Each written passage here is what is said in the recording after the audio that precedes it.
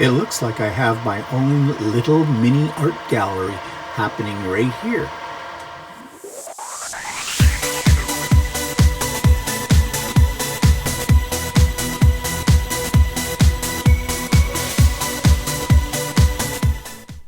Good morning, everybody. It's Stephen here for Bland Designs, and welcome to my weekly vlog for Monday, April the 19th, 2021, vlog number 213 and day 404 of COVID.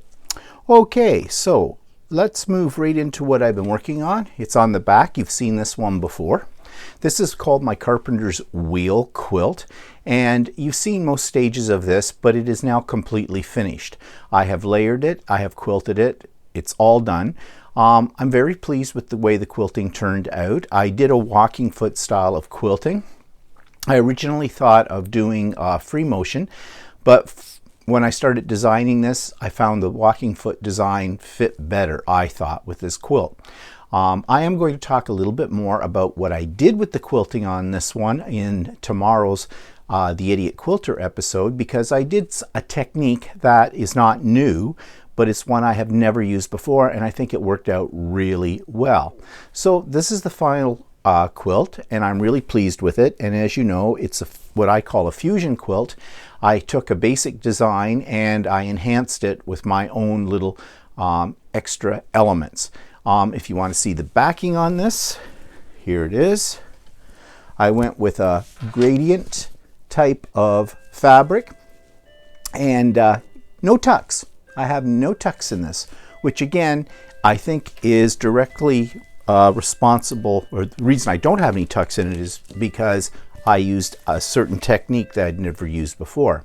And as I said, I'll be talking about that in the Idiot Quilter tomorrow if you're interested, so tune in for that. Okay, what else have I been making? Well, I've done this weekend, I'm going to talk a little bit about it in a few minutes. I was on a virtual retreat, and I got caught up on a lot of little things that I wanted to do. One of them was this little retro rocket ship.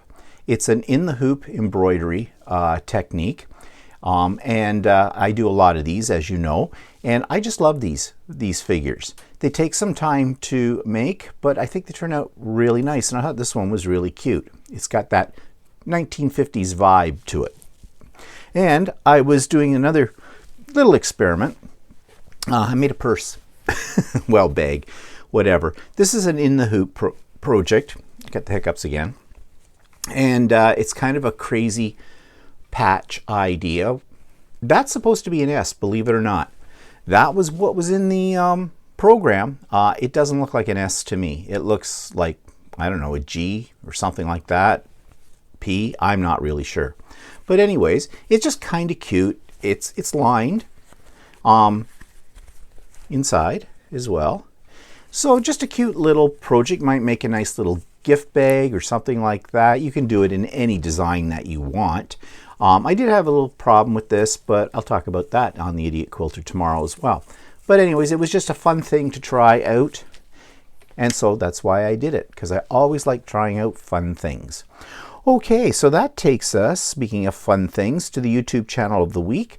Another one in the series I've been following of men who do DIY or craft or both. And this person has been on for a long time on YouTube. I used to follow him on a regular basis, and I still follow him every now and then. He has some really interesting ideas. So check out his YouTube channel is another one done by a man who does a lot of DIY and a lot of home decor and a lot of crafting ideas. And his name is Ramon at Home. And he's been around for quite a while. I have followed his channel off and on over the last few years. He's got some very interesting ideas about using really cheap things that you find at your dollar store to create some really interesting table decorations, home decor ideas, and crafting ideas. So if you're looking for something a little bit fresh, a little bit new, a little bit innovative, then you might want to check out Ramon at Home. So the link is in the show notes below for Ramon at home. There's the link for Stephen and Walter live, and yay, yesterday our technology worked pretty well. I was able to do the little slideshow that I couldn't do the week before. I was able to show something on the web as well. So I was able to switch back and forth between those different settings and our camera as well. And I'm really happy with it. I'm starting to get the hang of how OBS works. It's still, when it works with YouTube, there's still like a huge delay.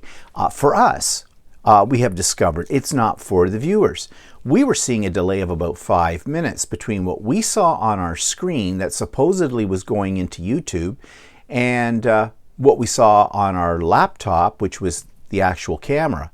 So we hooked up our iPads at the same time and put ourselves on there as just viewers to see what other people were seeing. And that worked out pretty good. So we're sitting there with a laptop, a great big huge monitor screen, and 2 iPads on either side of us so we can monitor all this stuff. Wow, you know, talk about your home studio on a budget, because that's really what it is. Maybe one day I'll do a little tour of how I do videos, because with now putting up 4 videos a week, yeah, hard to believe, 4 videos a week I do. The vlog, the Idiot Quilter, So Chatty, and of course Stephen and Walter Live. So that's 4 a week. I was asked yesterday, actually, as an aside here, how I managed to keep up with that schedule. Well, the trick is don't edit. That's it. I don't edit. I mean, I may insert a couple of videos I've made during the week into each of these productions, but I don't do any major editing, which, you know, this is a hobby. I do this for fun. If I was doing it for money or something like that, well, then yeah, I'd be a lot more serious about my equipment, a lot more serious about how I edit things, but I don't do it for money. It's a hobby. It's not my profession. So, you know, in fact, if I was to start doing it as a business or something like that, I think I'd start to hate it. So anyways, you know this. You've watched me. You've seen the problems that there might be in here. And yep, I'm pretty much editing free. Anyways, don't know how I got onto that. Let's move on. So there's a link to Stephen and Walter Live. There's a link to the latest episode of the Idiot Quilter, episode 110. And episode 4 of So Chatty is there as well. And on this one, we reviewed my other sewing machine, the Janome Skyline S7. So if you're interested, you can tune into all of those things. So that takes me to what's pissing me off this week. Well, this is an ongoing love-hate relationship that all Canadians have with our Canadian Postal Service. Our Canadian Postal Service is, well, I don't want to say that it is horrible. Okay? I mean, let's make it fair here, shall we? I mean, the volume of mail and parcels that they have to go through every day is incredible. And I am sure they're doing the best job they can. But you know, you're only as good as your weakest link. And they have some weakest links. Many years ago, Canada Post decided to go to third-party companies, businesses, individuals to deliver mail to the community mailboxes. Yes, we have community mailboxes in many of the urban centers of Canada. They put those in many, many years ago, probably 30 years ago or something. And instead of getting mail delivered right to your door, you go to a community mailbox and, you know, you have a slot there. Okay, fine. When those first came out, we were all PO'd at that. But now we've, you know, been doing it, like I said, for over 30 years, so we're pretty much used to it. It's just the way of life. It supposedly makes things easier on mail carriers. I think what it does is it managed to eliminate mail carriers for Canada Post, so that was a cost saving. But in process of cost saving, they hire these other individuals who are in their cars and go around to community mailboxes and deliver the mail. Okay, great, it's a job. Happy for them. But could they hire some that could read or could use common sense? Here's what I mean. We constantly have our mail misdirected. It either ends up in a slot for one of our neighbors, and if our neighbor is nice, they will hand deliver it to us. We do it for them because we get their mail too at times. And when I say neighbors, anybody in my subdivision, not necessarily right next door. Or we have had a few of our things go to another part of our city. We've had mail go to a different city because they seem to have a problem reading the address. Now, the address is clear on all of these things. It's not smudged, it's not cracked up, it's not wrong. It's right when they do this. They just don't read carefully. Now that brings me up to a question, or can they read? What's the educational level of these people? Quite frankly, yeah. I mean, I'm not going to say they're illiterate because that would say something about our society. And in Canada, I don't know if we have many illiterate people. However, when you can't read a mail address correctly, it makes you start to wonder. I don't imagine they need to have much more than high school to do this job. I'm not even sure if they need that. All right, if you can read, you should be able to do this job, right? Well, then read. Now, yes, occasionally you can get mixed up. Human error happens, right? I get that. But this is a constant thing, at least for us. Not only that, since they can't read, they also have problems with spatial dimension. Okay, the community mailboxes, basically they open up from the front, and that's all the slots, and it's only the mail carrier that can do this, and they stick in the mail into all the slots. Then they shut that up. We have a mail slot, we have a key, we open up our little box and take out our mail. Fine. Can't always take it out. I get packages in the mail. And it's kind of like forcing a round peg into a square hole, I think. Some of these parcels are a little bigger than the opening in the mailbox. Well, that's not completely true. You see, when they open up the big front panel, there's actually more space. Not a lot more, maybe a quarter of an inch all the way around or something like that. But that size matters here, okay?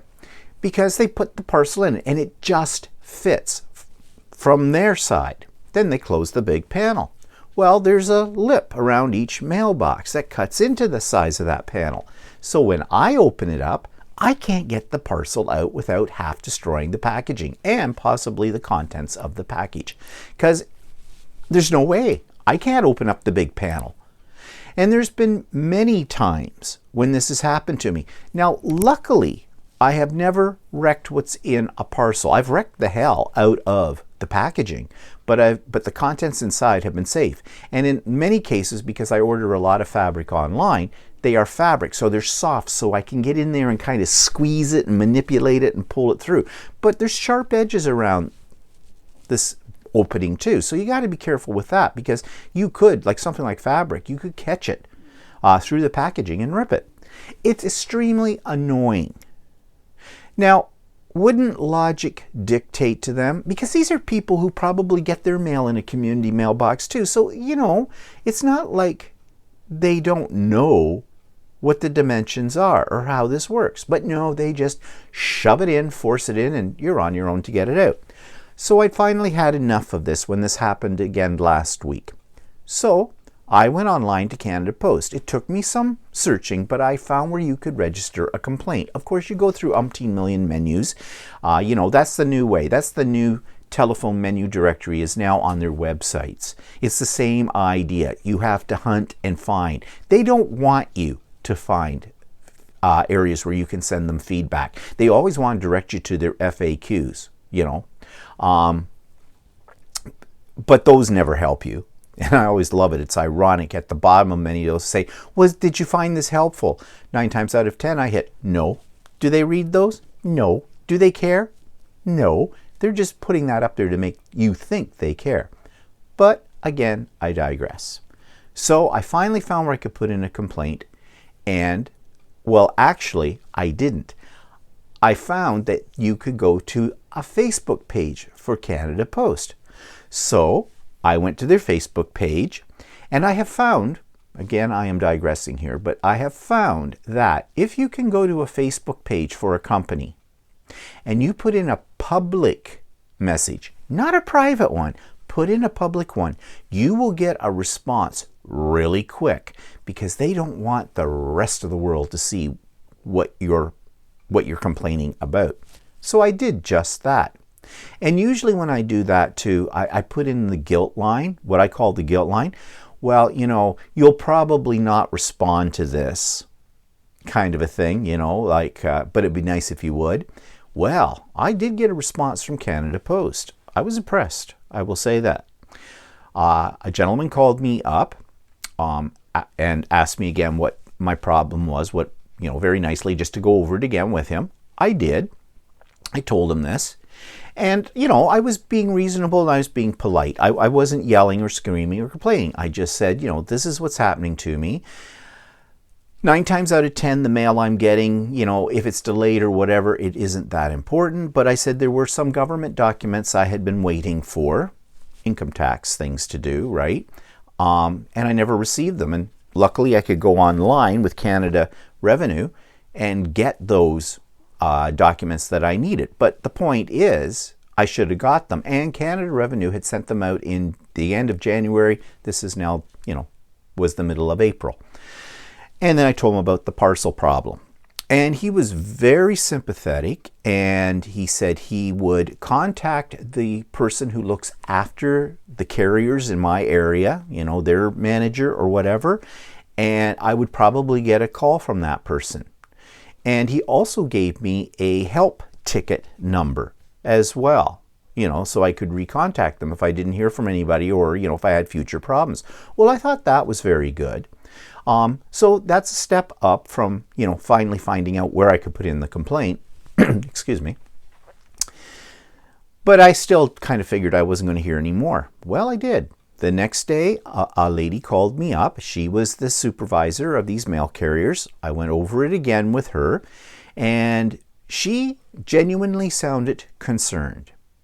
And she said she would be going to these particular carriers and telling them my concerns. And she says this was unacceptable. This was absolutely unacceptable.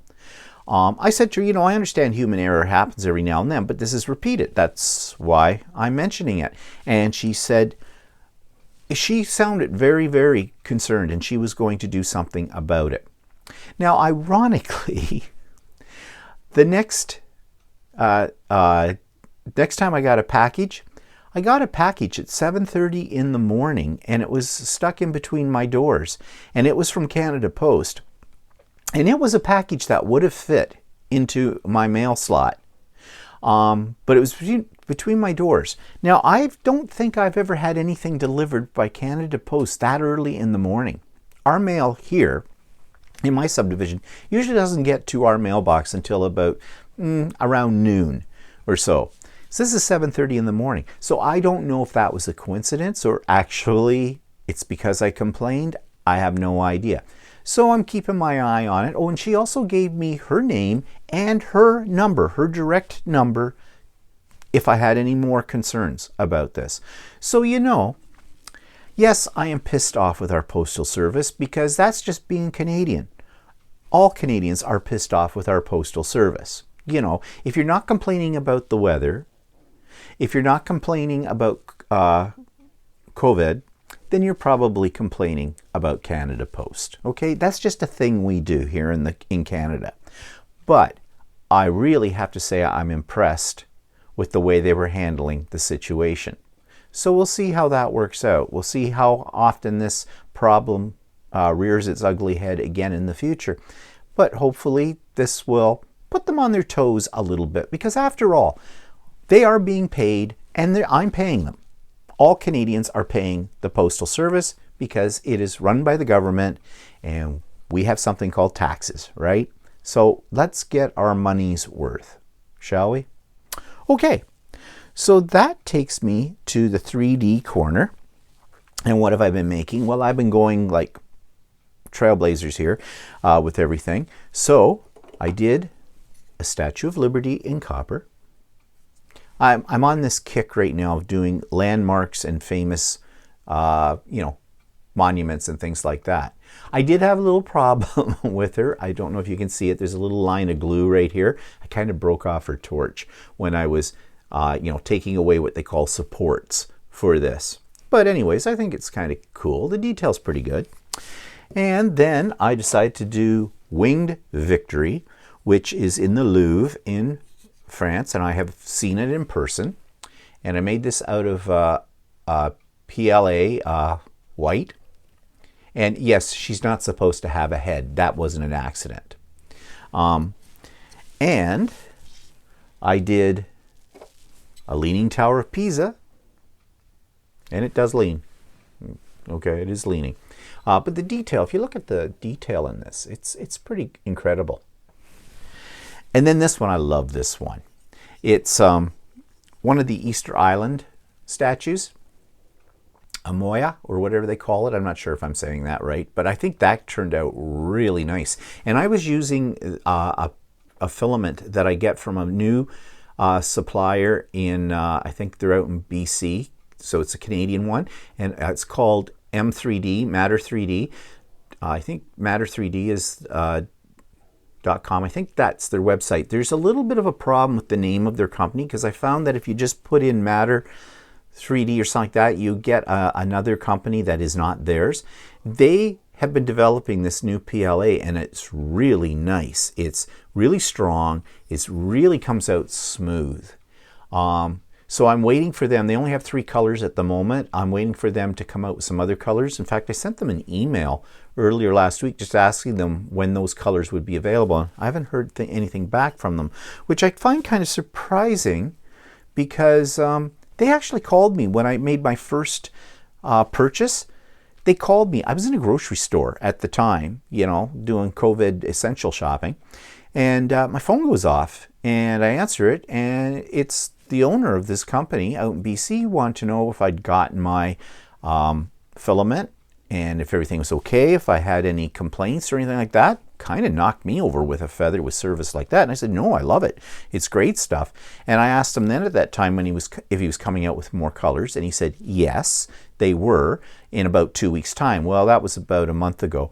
So of course, I don't know, but I am curious, because I really want to buy more, and I'd like it in other colors as well, because I think it's an excellent product. So maybe I'll hear from them this week. No big deal if I don't. They're probably busy doing whatever. I was just curious. I'm sure when they come out with their other colors, they will let all of us who do 3D printing know about it. Okay, so now the other thing that I created, and this I'm really thrilled with, I did this print of a Christmas village. I did it all in the white. I did it in the same white as the Easter Island head. And you see it's got really great little detail. There's a little train here down the track, and these little trees, little houses. There's a little castle turret thing here, little church on the top. Really a nice print. But here's the best part of it. Watch this.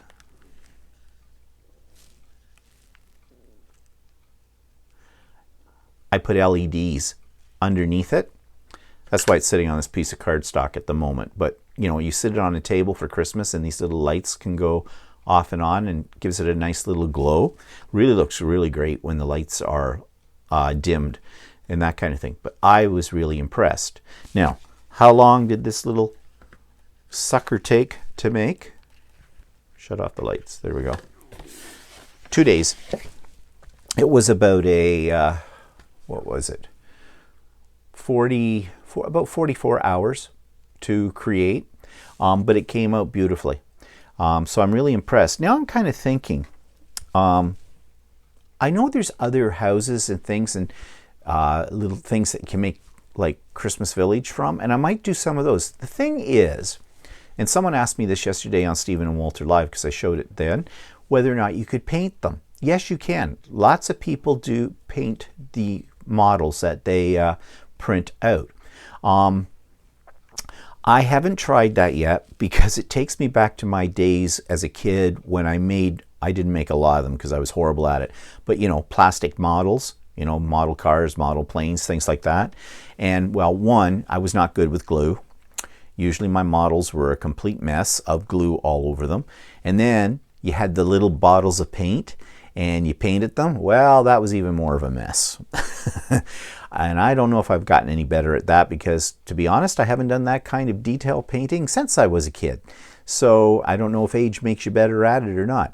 But I might try that. Maybe experiment on a small piece, you know, like something like this, where, you know, it's not as precise. I don't know. We'll see.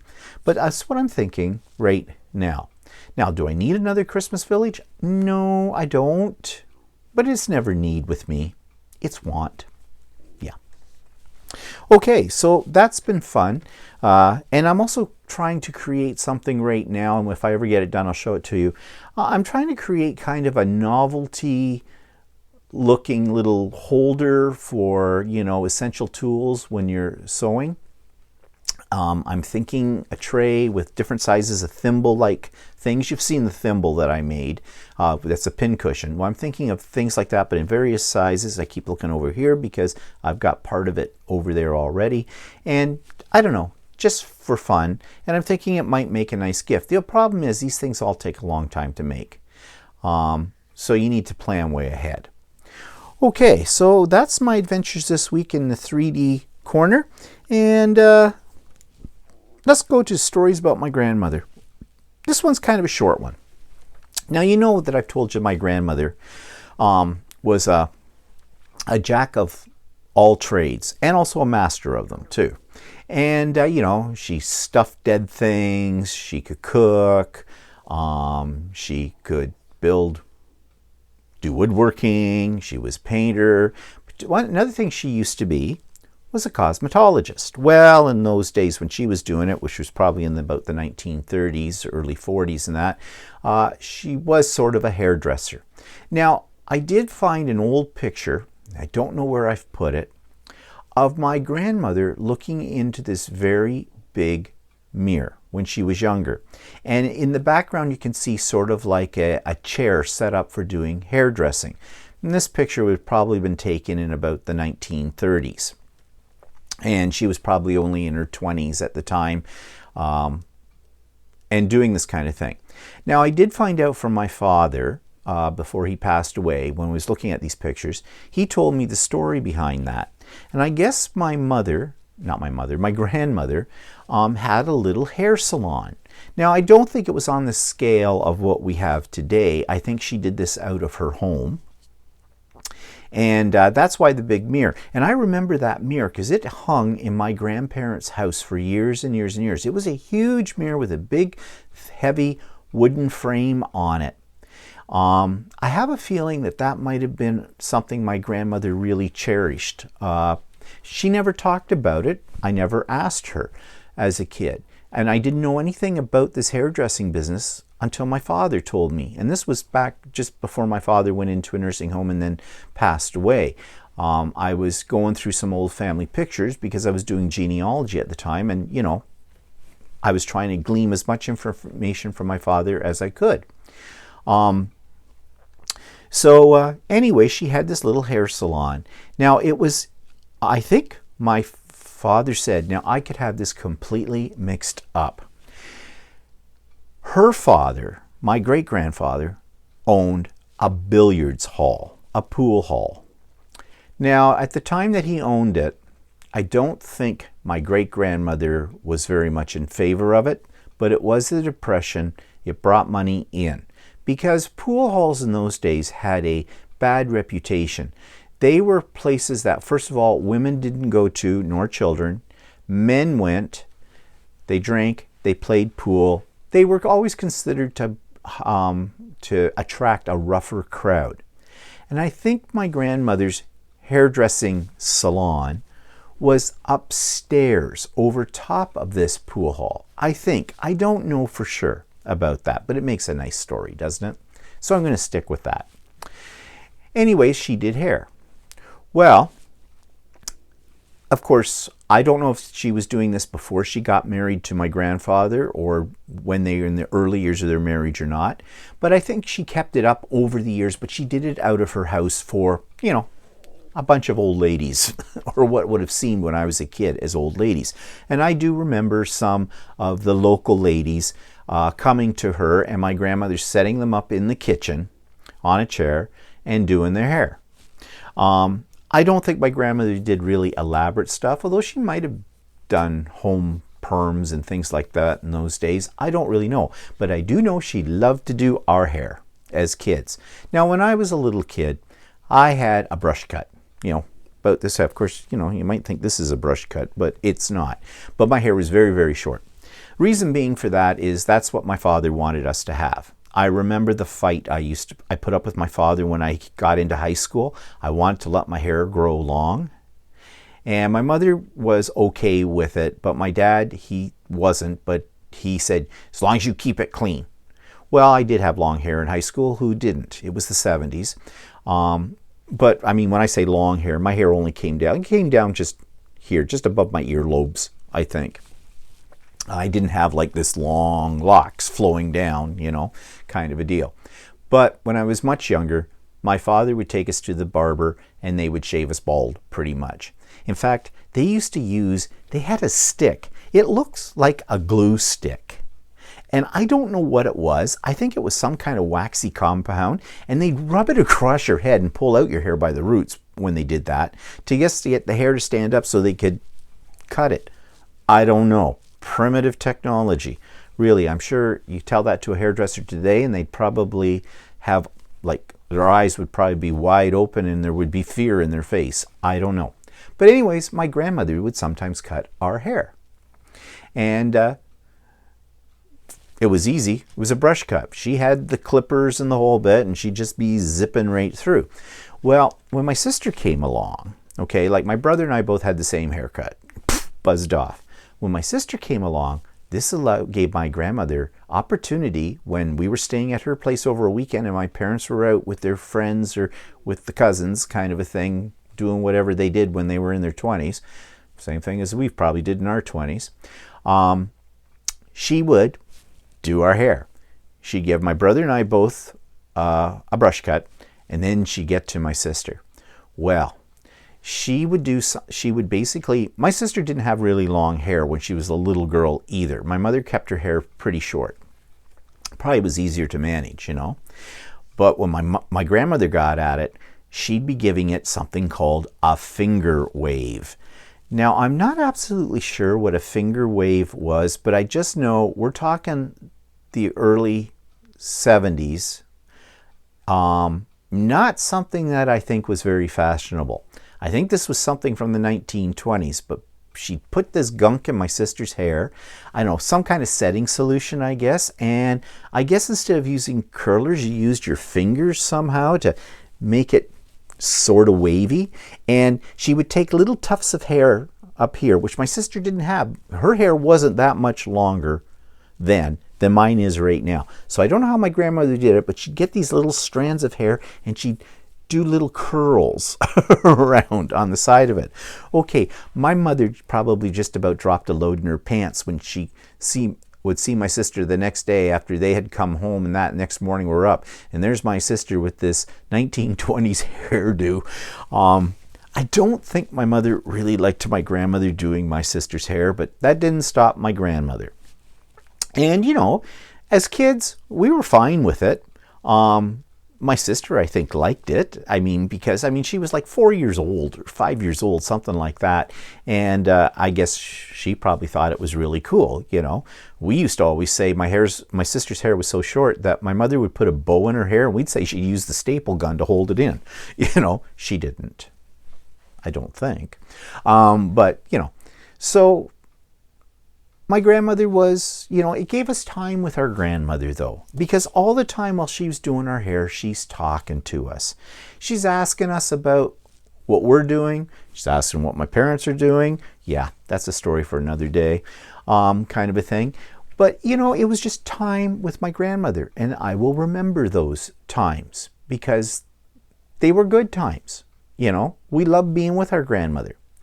So anyways, that's my grandmother, the hairdresser. So she stuffs dead animals, she paints, she builds, she does all kinds of wonderful things. she cooks, and she does hair. I mean, this is a Renaissance woman. She really was. Okay, so that brings us to the last episode in the Rose Bowl album project that I had been working on, and so I'm going to insert that video for you right here. Okay, so I've put my fairy dust glitter onto the flowers, and I've turned it over, and this bottom part, remember I built this up with those clear CD dividers, looked a little icky. So I thought, well, I could peel off, some of the paint had kind of run over that. I could peel that off, and then I could put like a paper disc or something over it. But then I thought, no, I've got some of these black CD divider holders, whatever you want to call them. So I just glued it down, and so that gives it a little bit more of a finished look. It's also going to raise it up just slightly, a little bit more in the bowl. So now I've got all these flowers here. These are just paper flowers, silk flowers, whatever you want to call them. And I'm thinking of sticking them in around here and filling out the gaps a little bit in this. So I put them in these different spots that look like they could use a little bit of filler. And just make it sort of look like more of a bouquet of flowers. Now I'm just placing them right now just to see where I want to put them. And maybe put in a blue one down here.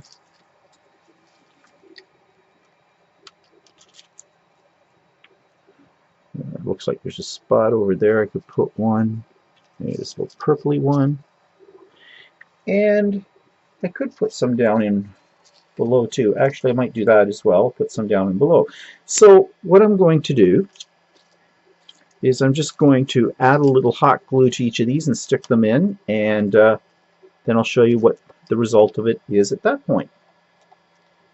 Okay, so I've got the top finished now, and by adding those extra little flowers and some little green leaves in there, I think it really filled it out a little bit more. And you really don't notice at first that these roses have been painted. They look a little bit more natural, I think, as natural as fake stuff can be. So now it sits up in this little bowl, and so I'll show you.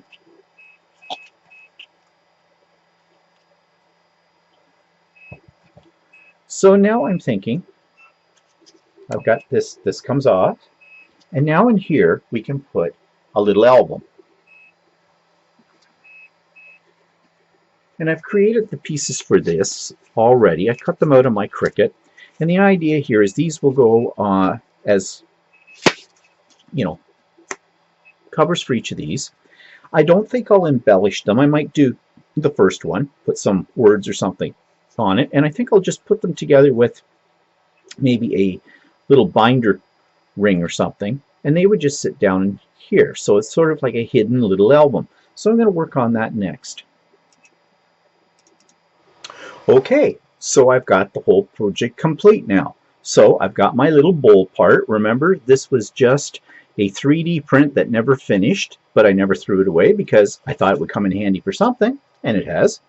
And then I've created this little hidden album, just round discs. I didn't put anything in it. I just left it completely blank with the papers I put on it, and I found some floral looking papers because I thought it goes with the, you know, the top of this, and I put a couple of Tim Holtz elements on it. Just says found objects, and that just, and I put it together by just using an O-ring, and that fits right in the bottom. And then our little topper goes right on top, just like that. And I'll take some pictures of this so you can see it from the side to get an effect from it. This little thing could be used for a lot of things, not just an album. There's enough room in there. You could put some hidden treasure. There's another one of those stupid glue strings. I'll be picking those off for a while. So there could be something hidden. You know, you want to put in a key, put in some loose change or something like that, some candy, maybe, that you don't want anybody else to be eating. So there's lots of possibilities here. I even got the idea that you could put in some round coasters in there as well. If this was sitting on a coffee table or end table, hide your coasters, and when you need them, you just pick them up and pull them out. There's lots of room in here. But anyways, for a project where I was just basically salvaging some 3D prints that didn't work, and I did a little bit of paint pouring, I think this turned out okay. Now, some of you might think this is a little garish, a little tacky, and maybe it is. I don't know. Kind of reminds me of those old days back 30 years ago when they used to have commercials for Capa de Monte figurines and things like that. But it was fun to make. I was experimenting with different techniques, and what the heck? You do anything you want with it. So I'm going to insert here at the end of this some still pictures of what this looks like. And thanks for joining me for this project.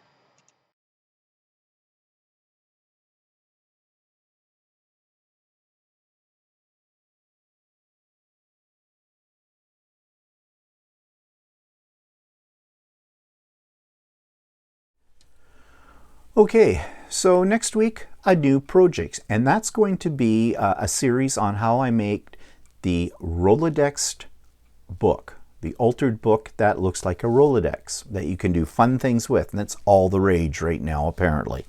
Okay, so events in the past week. Update on my mother, she is fine. They're getting ready to move her into the new facility. And in fact, they sent us out a link to a website that shows you virtually the inside of what they have built. And they're in the process of getting the furniture all in and stuff like that. So I'm expecting a call or a notice in the next week and a half or so where they're going to give me more details about the actual move for my mother. Now, they're going to be moving her and everything in that because of COVID and whatnot. So basically, I don't have to do anything. Yay. I'm a little concerned about her telephone and TV connections, but I think they may be looking after that too, which, you know, the old method was I had to call Bell and get that all set up. I'm hoping that they are going to look after all of that because it makes life a lot easier if they are. And in one way, it would make logical sense because my mother isn't the only one that has these kind of connections. So, you know, other people need to be connected. So, you know, they call up the provider and set up a date and they come in and do the whole place. I mean, that's how my mind works. I don't know if that's how their mind works on this kind of thing. Anyway, she is fine. And if you're interested in seeing the facility she's going to be moving in, you can check out Stephen and Walter Live because with my new technology, I was able to connect to that website and I showed it to everybody that tuned in yesterday as well. It looks very nice, very nice. I think my mother should be very happy there. Well, you know, my mother's never really happy. She'll find something to complain about. But anyways, I think it's going to be great. So there's that. Also, this whole weekend, I was on a virtual retreat through the Quilter's Way. And you've heard me talk about the Quilter's Way many times. It's the membership group I belong to that is run by Kim Jameson Hurst out in Calgary. And she has what she calls Energize. This was Energize 3.0 because this is the third one we've had over the last couple of years. And they're always a lot of fun. So you start off Friday night. We had a, official opening of Energize with a cocktail party, a virtual one. And that's fun. And I think it's a great idea. And I think the next time I run a retreat, I might do something similar because it's a great way to break the ice amongst the participants, even though many of us know each other because we do get together every 2 weeks for, an hour and a half on a Friday for a live connection. Where Kim, presents different things that she's been working on and gives us some tips and tricks and techniques, and we share, update everybody on what we've been working on and stuff like that. So, a lot of those people we've gotten to know as well. But, there's some newbies coming in, and this just helps them feel a little bit more relaxed. And I am discovering that there are many people out there that have never ever been to a retreat of any sort. So I found that out with my retreat. So this is a way for them to get their feet wet in a very informal but fun atmosphere. So we did that on Friday night, and then on Saturday morning this started up, and it ran from about 10 o'clock in the morning to about 7 o'clock in the evening, both Saturday and Sunday. Of course, I had to stop early because you know, I had to do Stephen and Walter live. But then I went right back on for the tail end of it. So yeah, I really enjoyed the weekend. I got a lot of stuff done. Well, you saw some of the stuff I got done, the rocket and the purse, but I also had to do 100 half square triangles for the mystery quilt I'm working on. So that was a great thing to do then. So yeah, I felt like I got something really accomplished, and I enjoyed talking to other people while I was doing this, and I learned some interesting things, which I'm going to share tomorrow on the Idiot Quilter. But one of those things, and I was so happy, was I was able to fix my automatic threader on both my new sewing machine and on Walter's embroidery machine.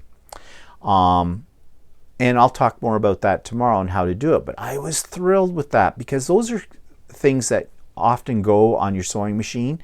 And although you can still thread your machine, you just have to do it by hand. It's so much nicer having an automatic threader. But anyways, I'm going to talk more about that tomorrow on the Idiot Quilter. So if you're interested, if you've got a needle threader on your machine that's not working, maybe I can help you out with that. So it was fun.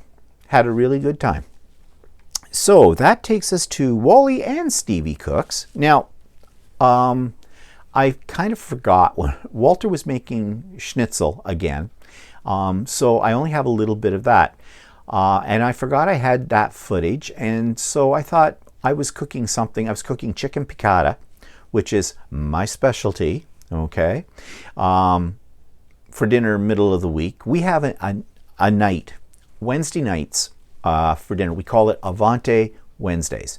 Avante's is a restaurant, Italian restaurant in our city, that when we could do that, we used to go pretty much once a week. It was usually on a Wednesday evening, and we'd go there for dinner.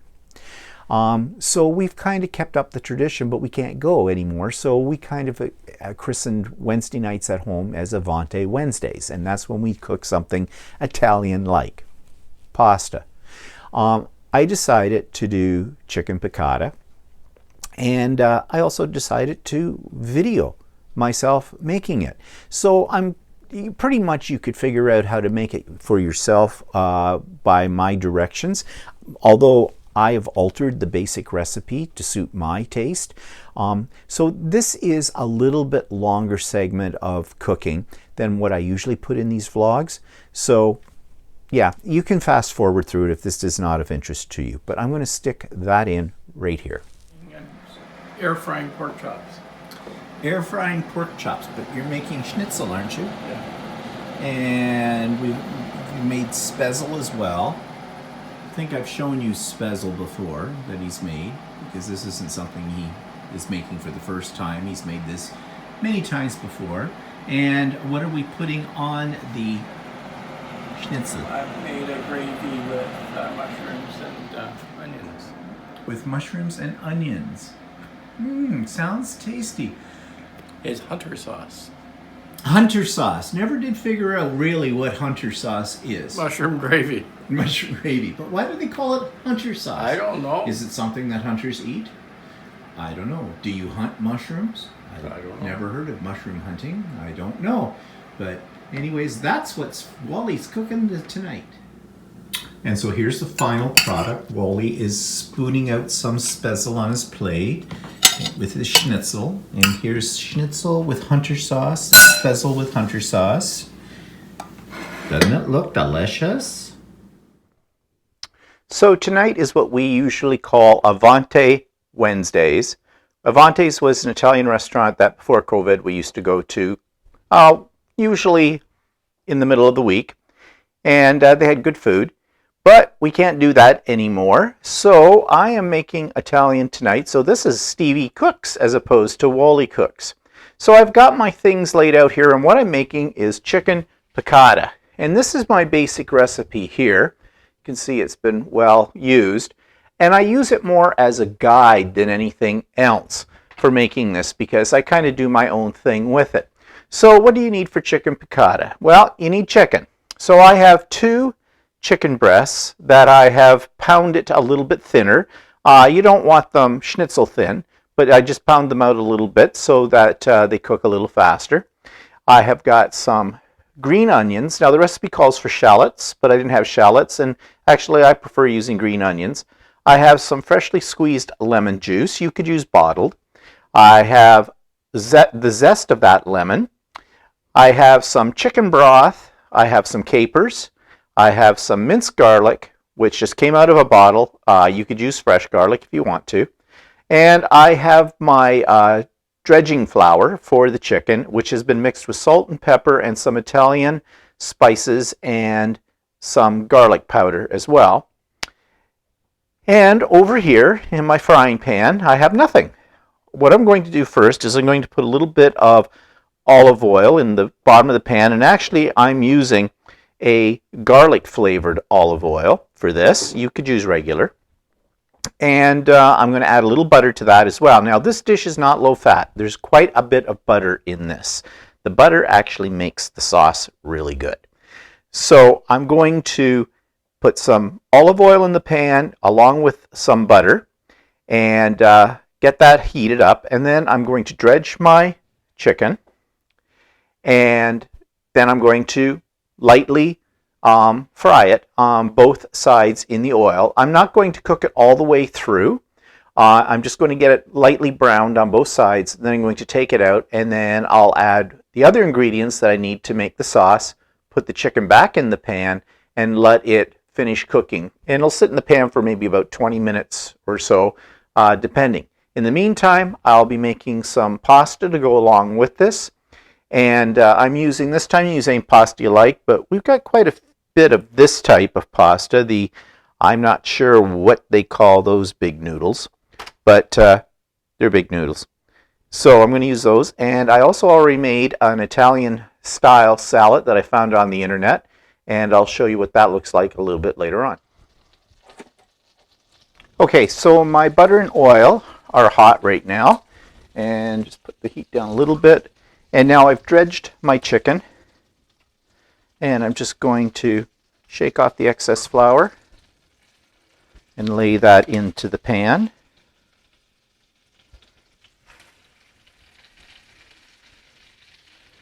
And I'm going to let that cook on each side for a couple of minutes until I get sort of golden brown, and clean up some of my dishes here.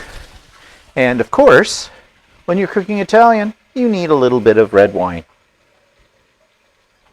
for the cook. Okay, so now my chicken is slightly brown on both sides, and I'm going to remove that from the pan. It's going to go back in the pan in a few minutes, but right now I'm just taking it out.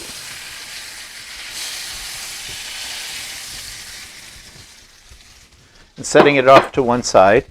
And now to this pan, I'm going to add a little bit more butter.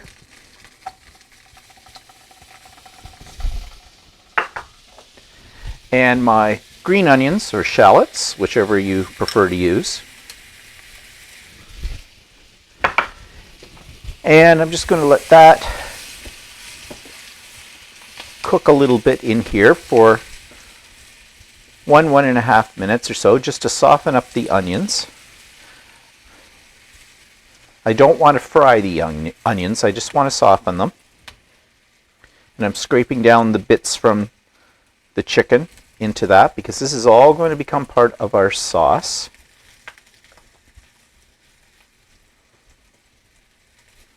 And then I'm going to add my garlic, minced garlic.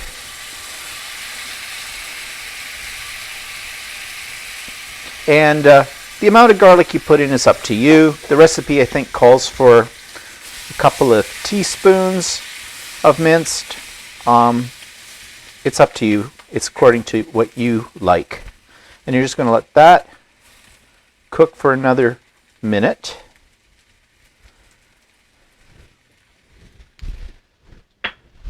And then I'm just checking the recipe here if you want to interested in the amounts.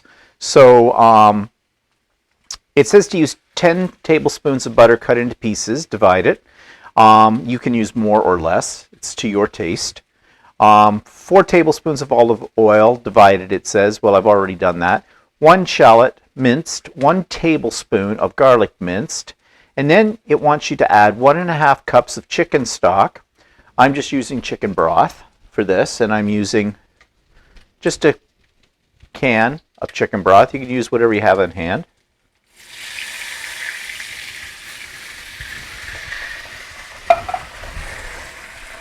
And you want to bring this up to a boil, which doesn't take too long.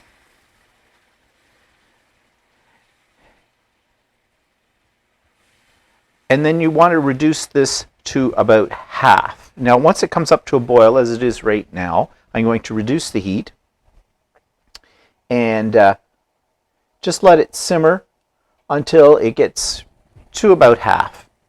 So I'm just going to bring the heat down to a simmer. And this is going to take probably about 4 to 5 minutes. Now this is reduced about half, it says in the instructions. I just eyeball it, and I do like to have a lot of sauce.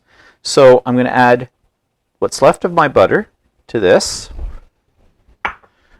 I'm going to add my lemon zest.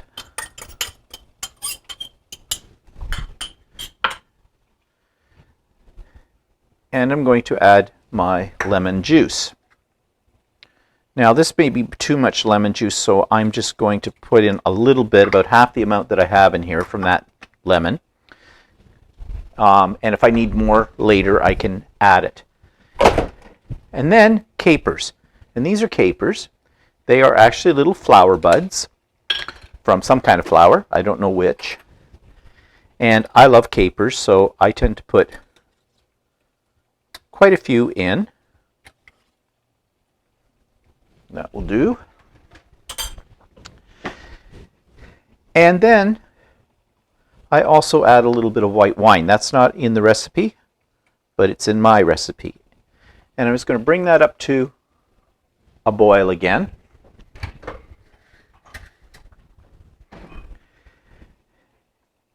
And let it have a couple of minutes doing that. And then I'm going to add the chicken back in.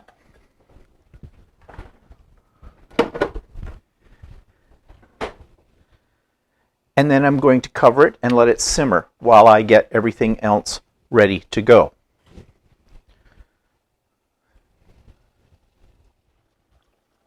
Okay, so I've added my chicken and I've just turned down my heat to the lowest setting.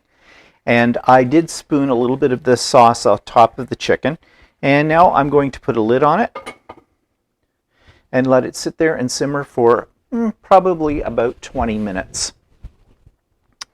Now, if you want to do this faster, you could cook your chicken all the way through in the very initial stages of when you're browning it, then make the sauce and just drop your chicken in and let it sit there for a couple of minutes just to heat the chicken through again, and it would be done. But I tend to let it do this because I think it makes it a little bit more tender. And this is something I like to cook if, if Walter's sitting out here having a glass of wine and we talk as I make this. But we're not doing that today because he's sitting in his other room doing whatever, whoever knows what in there. And meanwhile, I've got some garlic bread sitting in my toaster oven, ready to heat up. And I have my water for my pasta. I already boiled it once and I've salted it. So in a couple of minutes, I'm going to throw in my pasta for this. But I don't want to get that in there too quick because I want this to have some time. And about halfway through this cooking process, I will flip the chicken over so more of the sauce gets onto the other side of the chicken. So I'll show you what that's all about when we get closer to that time. So I'm just about ready to plate the chicken and the pasta. But before I do that, I thought I'd show you this salad. Now, it looks like an ordinary salad. The ingredients are, but they're a little different. There's, of course, lettuce in this, but there's also some slivered red and green peppers. There are some tomatoes in there, little grape tomatoes. There's some Parmesan cheese. There's a little bit of mozzarella cheese in this. There's also some fresh basil from our basil plant. And there's some prosciutto as well in this. And chickpeas. So it's a little different combination. I found it online, and I did make a dressing recommended. I didn't toss the salad in that dressing just in case we're not fond of this. So on the side. So now I'm going to plate dinner. So I have it all plated. There's Walter's, the salad, mine. And I don't have to ask him how he'll like it, because he will like it a lot. We have garlic bread as well, made on Walter's freshly baked French bread. And he also makes the garlic butter that goes on it too. But the rest is mine, so that's what Stevie cooks this week. Maybe next week Walter will cook something. Who knows? So that takes us to what's coming up. Nothing. I don't know if the weather's nice this week. One day, maybe Walter and I will tramp out to a conservation area and go for a hike. I got my hiking boots. He has his hiking boots now. In fact, we have the same pair. They're not really boots. They're shoes. Anyways, we both have a pair of them now, so we won't be slipping and sliding with that. So we may do that sometime this week, and if we do, I'll try to videotape the area that we go into and tromp through. He actually got a parking pass that's good for most of the conservation areas in our area for parking. That's a bit of a rip-off. You know, you have to pay for parking at these places, but that's what he figured. He figured that for $35 or something like that, it gives you a season's pass for it, so we'll see. Yeah, nothing else much coming up. Oh, I missed something. I was going to show you what I bought this week. It's fabric. In fact, I'm not going to go through it. This video is getting kind of long with the extra videos I've put in, but that's the fabric I bought. I got it at Ultimate Sewing. I'm going to talk about that tomorrow on the Idiot Quilter. So yeah, nothing else coming up this week that I can think about or think of. Such is life, right? So thanks for tuning in. Don't forget, the Idiot Quilter newest episode will be coming out tomorrow. Tail end of the week, So Chatty will have episode 5 coming out. We're going to be talking about Walter's serger and cover stitch machine. And of course, we'll have our live on Sunday as usual. So you have a really good week. I hope you're being healthy. I hope many of you have gotten at least your first shot. But just remember, the shots are not a cure. They're only a way of helping us not get the disease as bad, putting us into the hospital, that kind of thing. We're still a ways away from herd immunity. So still be vigilant. Wear your mask, wash your hands, and in the case of Ontario, stay in, because we're in lockdown. So anyways, see you next week. Bye-bye.